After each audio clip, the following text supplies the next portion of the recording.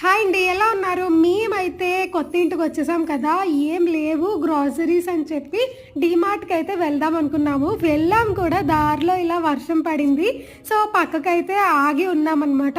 ఈలోపు ఆ పక్కనే స్వీట్ షాప్ ఉంది అండ్ హాట్ కూడా అక్కడ అవైలబుల్ అనమాట. సో సాధ్వి అడుగుతుందని చెప్పి వెళ్ళాము. దాంతోపాటు మేమిద్దరం కూడా, నేనేమో సున్నుండ, ఆయనేమో మైసూర్ పాక్ అయితే తీసుకున్నారనమాట.